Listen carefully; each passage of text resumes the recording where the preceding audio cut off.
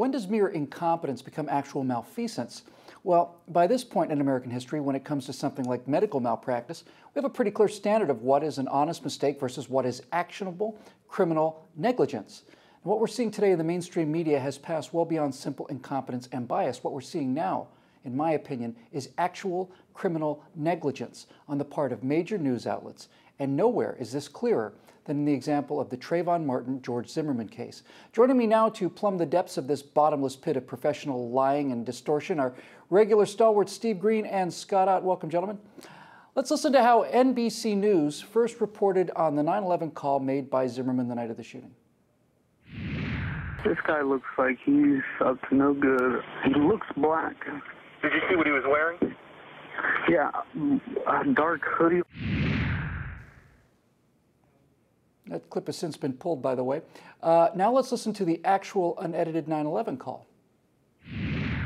This guy looks like he's up to no good, or he's on drugs or something. It's raining, and he's just walking around looking about. Okay, and this guy, is he white, black, or Hispanic? He looks black. Did you notice any subtle differences there, Scott? Well, you know, you could say that, first of all, for broadcast, we always have to cut things down to make them shorter. And so, you know, MSNBC was probably just trying to trim this clip. But it's sort of ironic how in the trimming of the clip, it happens to suit the purposes of the narrative that says that this was a racial incident. And when you see the thing in its full context, you realize that for all of the so-called racial motivation in this case, Mr. Zimmerman didn't even think to mention the color of the guy until he was asked about it. So when the editing happens to suit the narrative, then you have to ask some serious questions. The absurdity is right now that NBC or MSNBC doesn't yet know how this happened. Well, I've been an editor. I was an editor before I took this job. I've been an editor for 8 years, and I know that you don't make a pull-up like that to save 4 seconds and distort the meaning by accident. Steve, here's a theory. By editing out the question and simply tacking on the "he looks black," NBC intentionally skewed the reality of the situation to fit the narrative that the leftists in charge have to maintain if they're going to get Barack Obama reelected. He needs virtually every black vote in the country to win, and enthusiasm was waning. Do you think that's cynical of me? Oh, you know, you talk about cynical. Bill, was it cynical when Senator Obama accused Bill Clinton of racism back in 2008? Was it cynical when he switched off the credit card checks to accept foreign donations when he was already outspending McCain by 5 to 1? Was it cynical when he told Paul Ryan, "I won"? Was it cynical when he pushed stimulus money to companies with no future, run by his cronies under the guise of green energy? Was it cynical to throw Reverend Wright, his grandmother, Van Jones, and dozens of Democratic congressmen under the bus? Bill, these are not cynical times. This is not a cynical president. They haven't coined a word to describe what it is, but it goes way beyond cynical. Okay. Well, Scotty, we've been chronicling the appalling destruction of media credibility for 3 years now on Trifecta.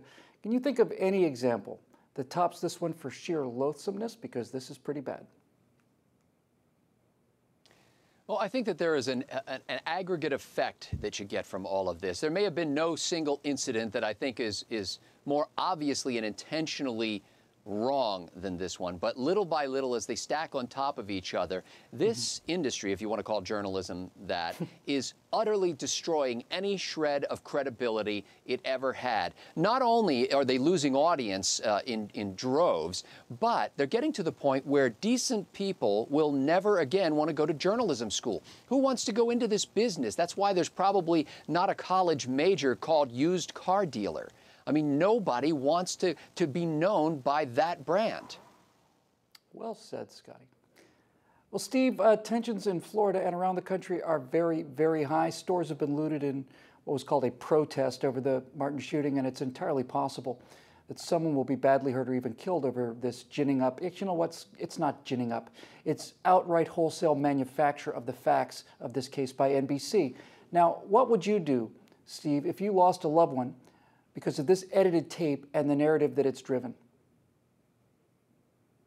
I don't know what I'd do. I don't even want to think about it. But you've heard of suicide by cop when somebody wants to die for whatever reason, goes after a cop, you know, holding a gun, and it might not be loaded, but he sets up a situation for the police to shoot him down. Well, we have something new in this country. Well, new, it's been going on for probably about 40 years or so. It's not suicide by cop, it's murder by media. You know, you can rent The Running Man or go see The Hunger Games and think, oh, that's so clever, that's so arch, people getting killed for good ratings. But you don't have to go see a movie. Just watch what's going on down in Florida, and maybe you can see it in real life. Yeah, that's right. Well, as I seem to say every week on this show these days, just when you think things have hit the bottom, someone keeps digging. We've tried to appeal to these people's sense of decency and professionalism. That's hilarious. What were we thinking? Then we tried to ridicule and mock them, but you have to have a conscience for that to be effective. The only way to stop these lying bastards is to make it hurt. We need to sue them. Not for honest mistakes in journalism, but for the kind of manufactured, irresponsible, dangerous, and disgraceful malfeasance of duty. If I was a surgeon, and I was operating on you, and I left a clamp in your abdomen on purpose, and when asked about it, I replied that I did it because you had an Obama sticker on your car and I don't like Democrats, what would happen to me? For PJTV, I'm Bill Whittle.